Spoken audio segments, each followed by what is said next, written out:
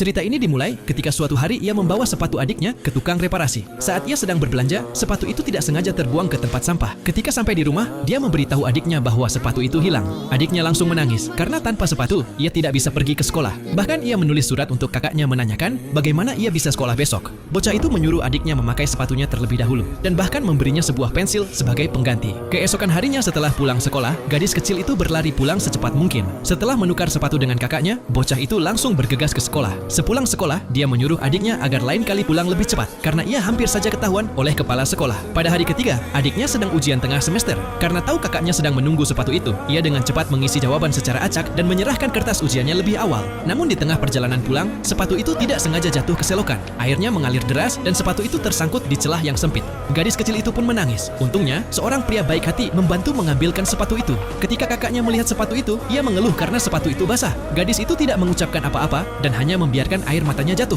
Bocah itu akhirnya datang terlambat ke sekolah dan ketahuan oleh kepala sekolah. Kepala sekolah memperingatkannya bahwa jika hal itu terjadi lagi, ia akan dikeluarkan dari sekolah. Di dalam kelas, temannya mengirimkan catatan yang mengajaknya bermain sepak bola keesokan harinya. Namun mengingat adiknya masih membutuhkan sepatunya untuk ke sekolah, dia pun menolak ajakan itu. Keesokan paginya, saat senam di sekolah, gadis kecil itu melihat sepatu yang dulu hilang. Sepatu itu dipakai oleh murid lain. Sepulang sekolah, ia diam-diam mengikuti gadis itu dan menemukan rumahnya. Dia kemudian meminta kakaknya untuk membantu mengambil kembali sepatu itu. Namun ketika mereka sampai di depan pintu, mereka melihat bahwa ayah gadis itu buta.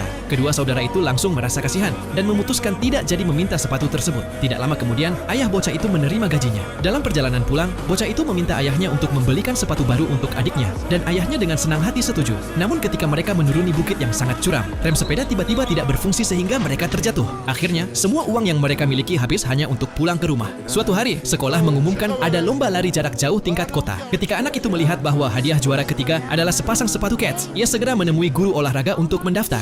Namun, pendaftaran ternyata sudah ditutup. Karena melihat anak itu sangat sedih sampai menangis, guru tersebut akhirnya memberinya kesempatan untuk ikut seleksi. Ketika lomba dimulai, pistol start ditembakkan, dan semua anak mulai berlari. Ada yang jatuh, ada yang menyerah di tengah jalan, dan bocah itu juga sangat kelelahan. Namun ketika ia teringat bagaimana adiknya selalu berlari pulang setiap hari untuk mengembalikan sepatu, ia pun memaksa dirinya untuk berlari lebih cepat dan menyalip satu persatu pelari di depannya. Dia bahkan sengaja menjaga posisinya di tempat ketiga. Namun ketika hampir mencapai garis finish, pelari lain mendorongnya hingga ia terjatuh. Bocah itu dengan cepat berdiri dan kembali berlari. Saat garis finish semakin dekat, semua anak berlari secepat mungkin. Beberapa dari mereka bahkan melewati garis finish hampir bersamaan.